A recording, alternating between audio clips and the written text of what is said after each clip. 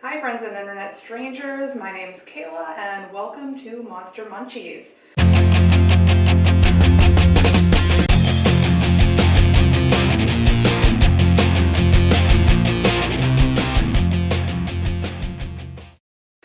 This year I am going for my second year in a row doing the Reddit 52 Weeks of Baking Challenge.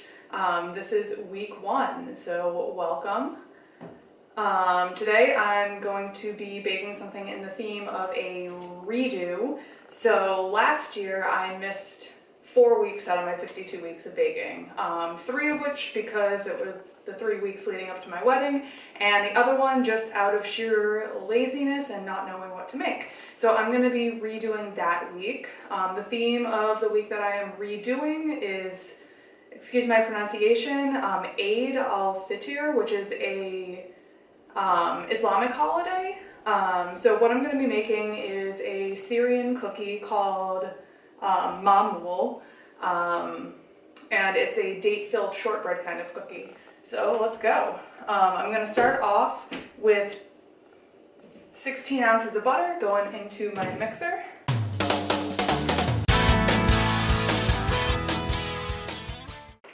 And 2.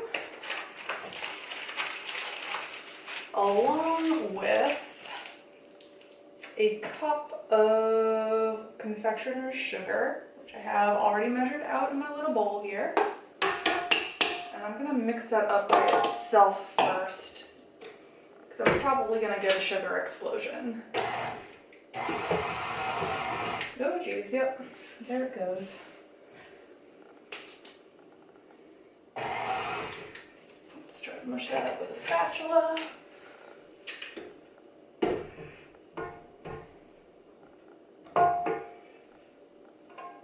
What I really should have done was added that in a little bit at a time, but you know, first video.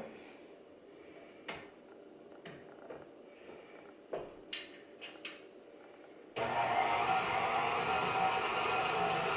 I'm gonna let that go, and I'm also going to add to it a half teaspoon of salt and an egg.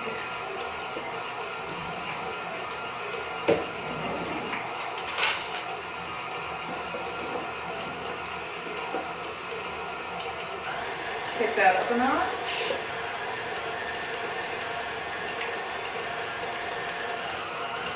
So there's my salt. I'm gonna let the butter get a little bit creamy, and then I'm gonna add my egg in. And then hopefully not screw up egg cracking on video. Sweet.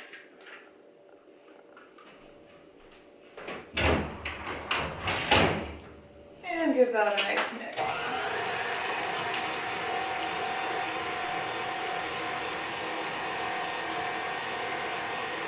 And then I'm also going to do a tablespoon of vanilla extract once that's mixed up. I'm going to scrape down the sides. Ooh, eggy.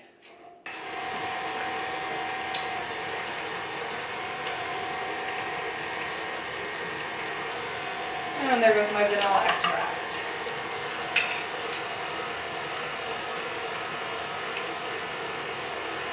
So while that's mixing, I'm going to whisk together 20 ounces of all-purpose flour and 4 3/4 ounces of farina, which when I first read the recipe I had no idea what it was, but a quick Google, it's basically the same thing as cream of wheat, just a different brand name. The more you know. So I'm going to whisk those together as my dry ingredients.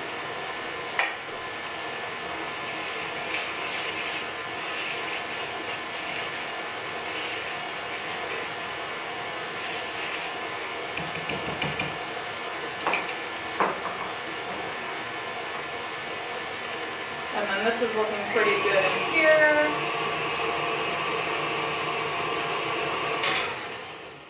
I'm going to add my flour mixture into this a little bit at a time so we don't get a big flour explosion like I got with my powdered sugar earlier. Scrape down the sides.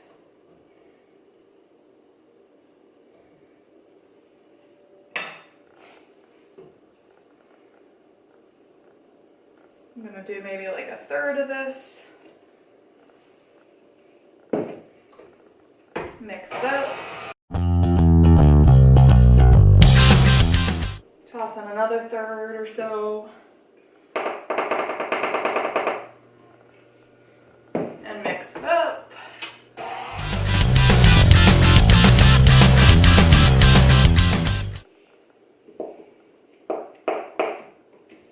Toss in some more.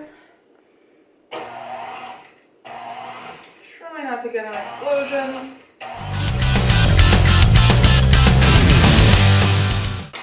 And then I'm going to add in my last little bit. Don't you come out.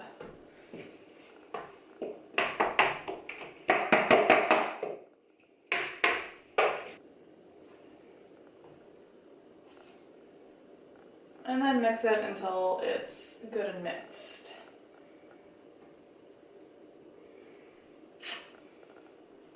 Which this is a really thick dough at this point. And that looks pretty good. I'm gonna give it a little swish by hand, and then we can start on the filling. So now I'm covered in dough. And I have a very nice looking blob of dough right there, which I'm gonna set aside, and then we're gonna start working on the filling. So the filling for these guys is made out of dates. Great excuse to use up this massive dried fruit platter we got for Christmas. So let's open this bad boy up. And I need almost a pound of dates for this. It's intense. Which hopefully there is enough.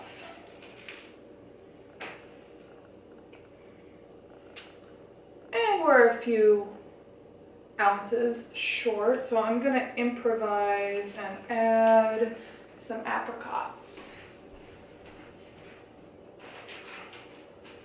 Oh, which I also have a ton of.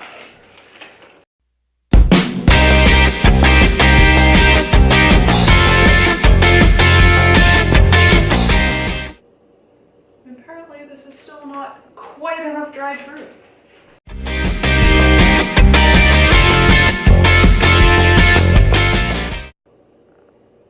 Close enough to 15 ounces of dried fruit. Okay, so in this pot, I'm going to put 1 3/4 ounces, which is approximately a 1/4 cup of granulated sugar. There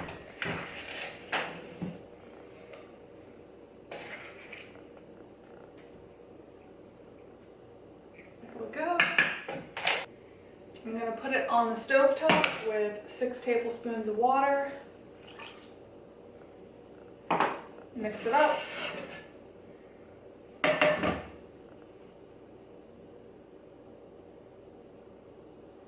And I'm going to bring it to a boil and take it off the heat when it's a clear liquid. You don't want it to caramelize at all, but you want the sugar to be well dissolved. So in the meantime, I'm gonna start chopping these dates up a little bit. And those are going to go into the food processor. Since they're going in the food processor, I'm not gonna really chop them, but I'm gonna put them in, you know, a few pieces so they're not huge.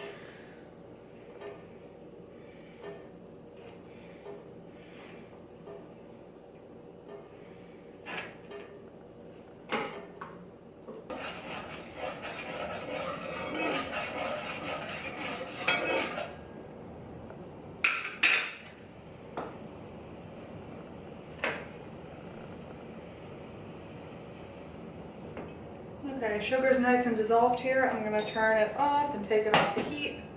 Let it cool down a little bit while I chop these dates.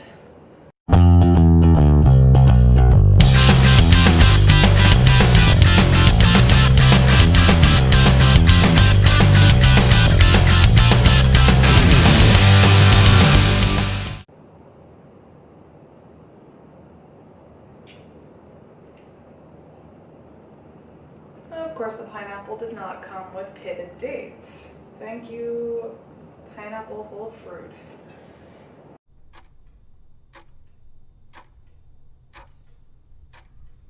I'm gonna add in a teaspoon of ground cinnamon.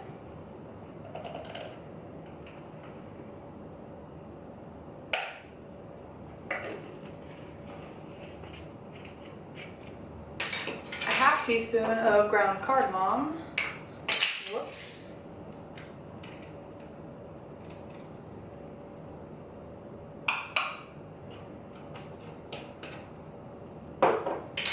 And I believe a tablespoon, yes, of what is supposed to be orange blossom water. I do not have that, so I'm using rose water because I like it, and I don't know, I'm sure sometimes they make this out of that, right? Okay.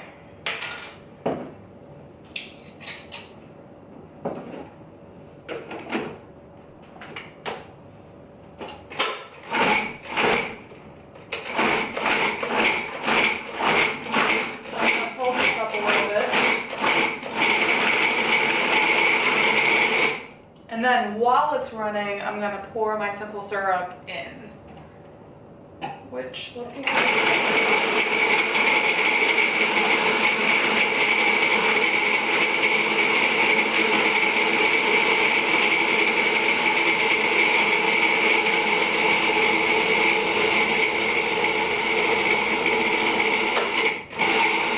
Don't be stuck.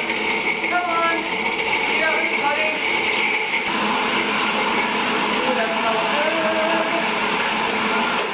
And when that's a nice smooth paste, you can turn it off. So now that I have both my dough and my filling ready to go, I'm gonna go ahead and turn the oven on and set it to 350. 350 go. And now it's time to assemble.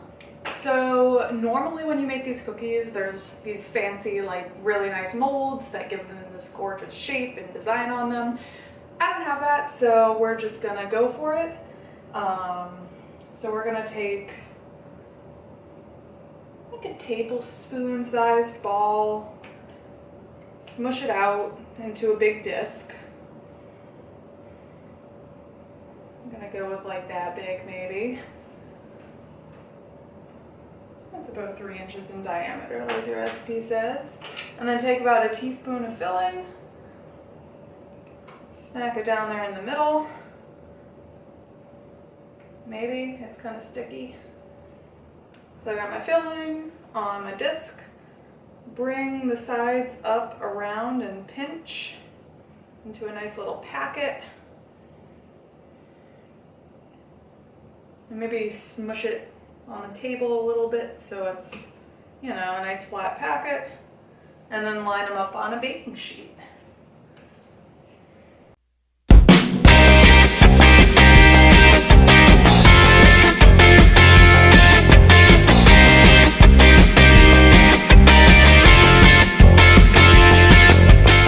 Okay, so now that I have 2 trays of these guys ready to go, in the absence of a fancy mold like these cookies are usually made with, I'm just gonna take these little cookie cutters and fancy them up a little bit.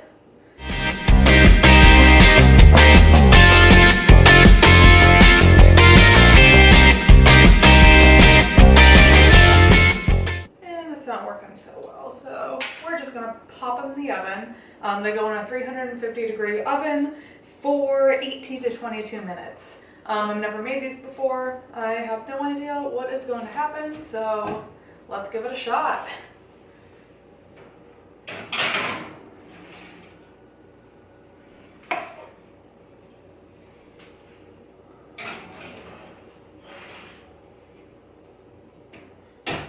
Okay, so it's been about 20 minutes. I'm gonna take these guys out of the oven now.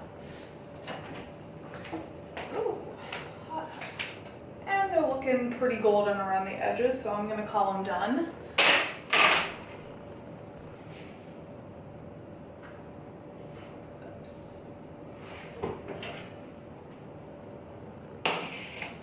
So now I'm gonna let these guys cool for a while, and when they are cool, we're gonna do our last step.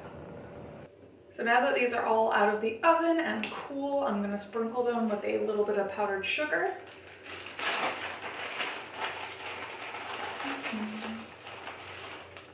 Just give them a little bit of snow.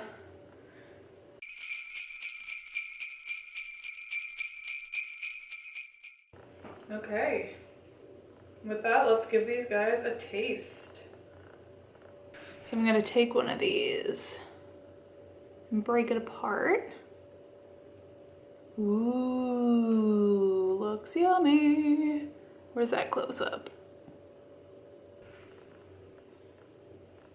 So I think these are pretty good. They're really flaky. And the flavor of the filling is really tasty. But let's see what our other taste tester thinks. Felix!